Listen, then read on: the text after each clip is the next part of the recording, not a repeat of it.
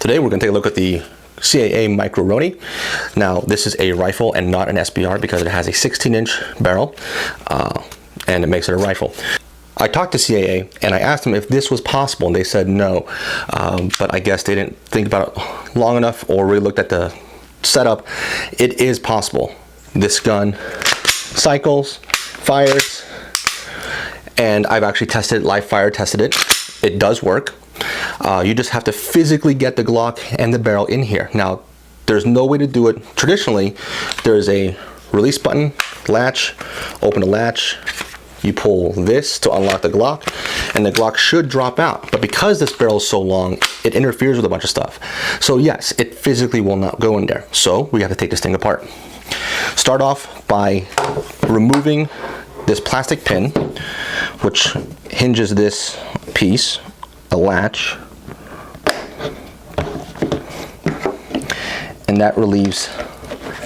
Take that off, take this button out, and there's a spring inside here that's going to drop out, so save that, don't lose that.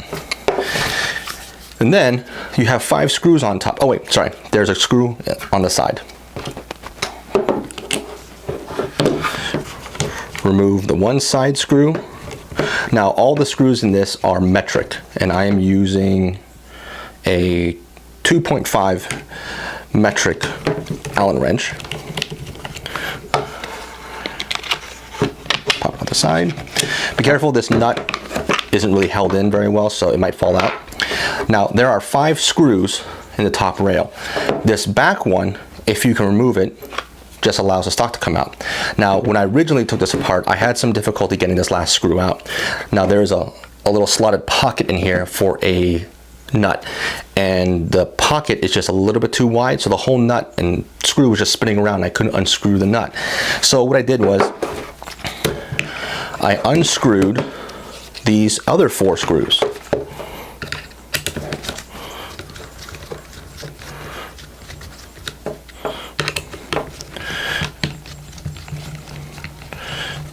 Unscrew these.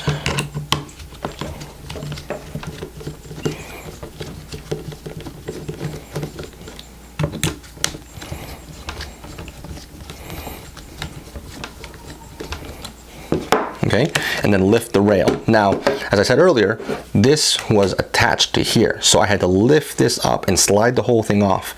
And I was able to get a flathead screwdriver, a real small one, stick it into the side between the nut and the pocket, and basically keep that nut from spinning as I unscrewed that 5th screw. Now, once that's done, you're going to gently pull these 2 parts aside and get enough clearance for everything to fall out. Now be careful, there are 4 nuts in here and they're just kind of slotted in. They're not held in by anything other than just the plastic around them. So as soon as you open this up, if you have this tilted in any way, those nuts can fall out. So I recommend doing this perfectly level. You're gonna have to pull down on this locking lever. That's what actually locks, indexes into the dust cover accessory rail. So now the gun is free. Now it's hitting all this plastic, so you gotta pull this apart while pulling the Glock out. Okay, now it's that simple, remove it. Now you just repeat the process to install the Glock, right? So you have the charging handle, right? It just goes onto the slide. Make sure it's on there, we go. And we're gonna repeat the process. Of course, always make sure the gun is empty. Thread the barrel through, and when you get to this part, right, it won't go any further.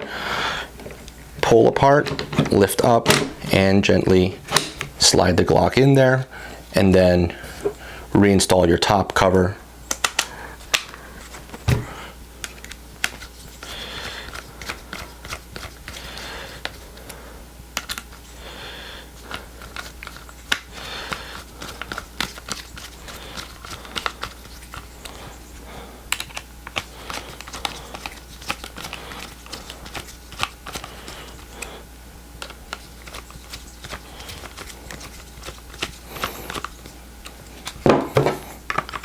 Slide the stock back on,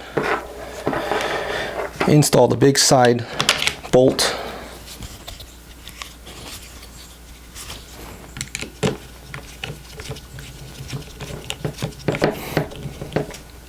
Now I'm omitting the top screw here because when it's installed, it's very difficult for me to reinstall that set nut. I'll probably just have somebody fabricate a small little rectangular plate with a thread hole. That way I don't have to worry about the nut spinning around. And then you just simply reinstall the spring, the little detent button, and the locking latch. Push down, line up the hole, and reinsert that plastic pin.